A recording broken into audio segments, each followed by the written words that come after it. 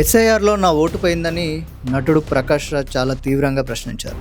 నేను పుట్టింది ఇక్కడే, పెరిగింది ఇక్కడే, చదువుకుంది ఇక్కడే, నా థియేటర్ ప్రయాణం కూడా ఇక్కడే మొదలైంది. గతంలో ఇదే నియోజకవర్గం నుంచి ఎంపీగా కూడా పోటీ చేశానని, అలాంటప్పుడు నా ఓటు ఎలా పోతుందని చాలా తీవ్రంగా ప్రశ్నించారు.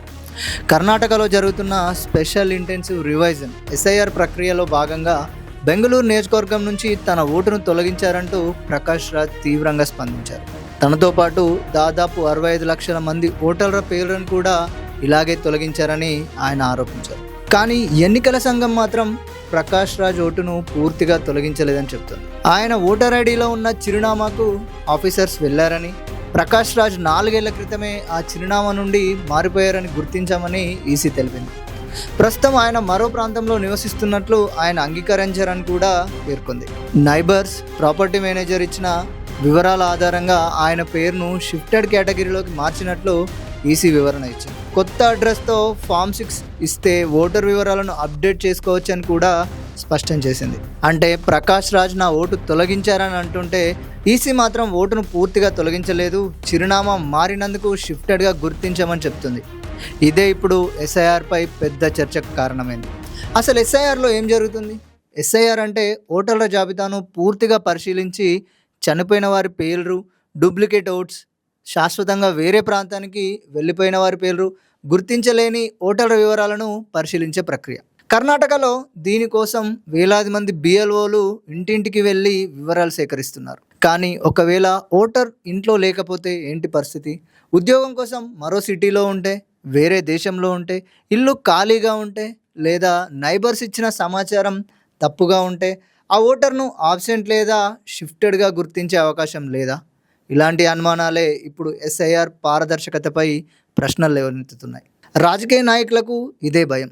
ఇది కేవలం ప్రకాష్ రాజ్ విషయంలోనే వచ్చిన ప్రశ్న కాదు. ఎస్ఐఆర్ స్టార్టింగ్ నుంచే రాజకీయ పార్టీలు తమ ఆందోళన వ్యక్తం చేస్తున్నాయి. కర్ణాటకలో కాంగ్రెస్ పార్టీనే ఎస్ఐఆర్లో 84 లక్షలకు పైగా ఓటర్ల పేర్లు డ్రాఫ్ట్ రోల్ నుంచి తొలగింపునకు గురయ్యే అవకాశం ఉందని ఆందోళన వ్యక్తం చేసింది. నిజమైన ఓటర్లు ఎలాంటి వెరిఫికేషన్ లేకుండా తొలగిపోతే అది ఓటు హక్కుకు ప్రమాదమని కాంగ్రెస్ చెప్పింది. అయితే ఎన్నికల సంఘం మాత్రం ప్రతి ఎంట్రీ వెనుక డాక్యుమెంటెడ్ స్పాట్ వెరిఫికేషన్ ఉందని చెబుతుంది. అంటే ఒకవైపు రాజకీయ పార్టీల అనుమానాలు, మరోవైపు ఎన్నికల సంఘం ఇచ్చే వివరణలు. మరో ఆసక్తికరమైన ఉదాహరణ చూద్దాం. ఢిల్లీలో మాజీ ఆప్ ఎమ్మెల్యే సోమనాథ్ భారతి కూడా 2002 ఓటర్ల జాబితాలో తన పేరు కనిపించలేదని క్వశ్చన్ చేసిండు.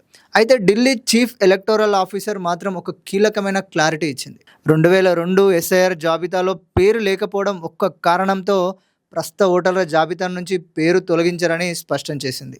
అంటే పాత జాబితాలో పేరు ఉందా లేదా అనేది మాత్రమే ఓటు హక్కుకు తుది ఆధారం కాదన్నమాట. ఇలాంటి ఎగ్జాంపుల్స్ చూస్తే ఒక విషయం అర్థమవుతుంది. ఎస్ఐఆర్లో ప్రతి కేసును విడివిడిగా వెరిఫికేషన్ చేయడం ఎంత ముఖ్యమో ఆ వెరిఫికేషన్ గురించి ఓటర్కు సమాచారం ఇవ్వడం కూడా అంతే ముఖ్యం. అంటే మరి ఈసీ దగ్గర సేఫ్ గార్డ్స్ లేవా? ఉన్నాయి. ఎన్నికల సంఘం ప్రకారం బిఎల్ఓలు ఇంటింటికి వెళ్ళాలి. ఒక వ్యక్తి దొరకలేదని, కనిపించలేదని వెంటనే పేరు తొలగించకూడదు. కనీసం 2 నుంచి 3 అటెంప్ట్స్ తర్వాతే అన్ట్రేజబుల్గా పరిగణించాలి. పేరు తొలగింపుకు రీజన్ కూడా రికార్డ్ చేయాలి. డ్రాఫ్ట్ ఎలక్టోరల్ రోల్ను ప్రజల ముందు పెట్టాలి. అభ్యంతరాలు, క్లెయిమ్స్ పెట్టుకునే అవకాశం ఇవ్వాలి. ఫామ్ 6, ఫామ్ 7, ఫామ్ 8 ద్వారా అవసరమైన మార్పులు చేసుకునే అవకాశం ఉంటుంది. అంతేకాదు డిస్ట్రిక్ట్ మెజిస్ట్రేట్ స్థాయిలో అప్పీల్ చేసే అవకాశం కూడా ఉంది. పొలిటికల్ పార్టీస్ తరపున బూత్ లెవెల్ ఏజెంట్స్ కూడా లోపాలను గుర్తించవచ్చు. ఈసీఐ ప్రకారం డిలీటెడ్ ఎంట్రీస్పై supervisory cross verification, random sample audits కూడా ఉంటాయి. అంటే పేపర్పై చూస్తే సేఫ్ గార్డ్స్ చాలానే ఉన్నాయి. కానీ ఈ సేఫ్ గార్డ్స్ గ్రౌండ్ లెవెల్లో ఎంత సమర్థవంతంగా పనిచేస్తున్నాయన్నదే ఇక్కడ ప్రశ్న. ఎందుకంటే బెంగళూరులోనే దాదాపు సగం మంది ఓటర్లు ఏఎస్డిడిఓ అంటే absent, shifted, dead, duplicate and others కేటగిరీలో ఫ్లాగ్ అయ్యారని రిపోర్ట్స్ వచ్చాయి. ఇది చాలా పెద్ద సంఖ్య. అలాంటి భారీ డేటాలో నిజంగా చనిపోయిన వ్యక్తి ఎవరు, నిజంగా శాశ్వతంగా మారిపోయిన వ్యక్తి ఎవరు, కేవలం ఆ రోజు ఇంట్లో లేని వ్యక్తి ఎవరు, డూప్లికేట్ ఓటు ఎవరిది, ఇవన్నీ ఖచ్చితంగా గుర్తించడం ఎంత సులభం? ఇదే ఎస్ఐఆర్కు ఇప్పుడు అసలు పరీక్ష. ఎస్ఐఆర్ అవసరమా అంటే అవును, అవసరమే. ఎన్నికల జాబితాలో చనిపోయిన వ్యక్తుల పేర్లు ఉండకూడదు. ఒకే వ్యక్తికి 2 చోట్ల ఓట్లు ఉండకూడదు. శాశ్వతంగా వేరే ప్రాంతానికి వెళ్ళిపోయిన వ్యక్తి పాత చిరునామాలో కొనసాగకూడదు. కాబట్టి ఓటర్ లిస్ట్ ప్యూరిఫికేషన్ అవసరమే. కానీ అదే సమయంలో నిజమైన ఓటర్ పేరు పొరపాటున తొలగిపోకుండా చూడడం ఇంకా ముఖ్యమైన విషయం. ఎందుకంటే ఒక డూప్లికేట్ ఓటును తొలగిస్తే ఎన్నికల జాబితా క్లియర్ అవుతుంది. కానీ ఒక నిజమైన ఓటర్ పేరు పొరపాటున తొలగితే ఒక పౌరుడి ప్రజాస్వామ్య హక్కే దెబ్బతింటుంది.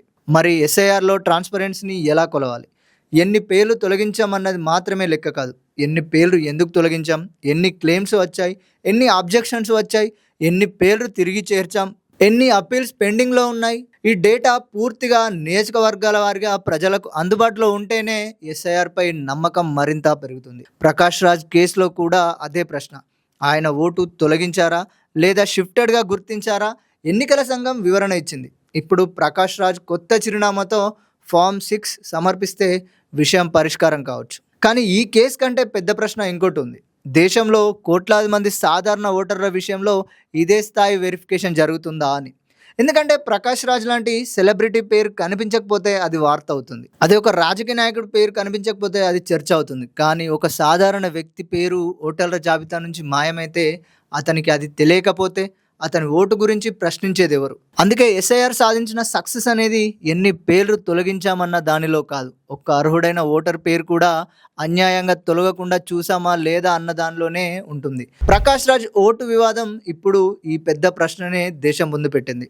ఎస్ఐఆర్ ఓటర్ల జాబితాను క్లియర్ చేస్తుందా లేదా క్లియర్ చేసే క్రమంలో నిజమైన ఓటర్లను కూడా కోల్పోయే ప్రమాదం ఉందా?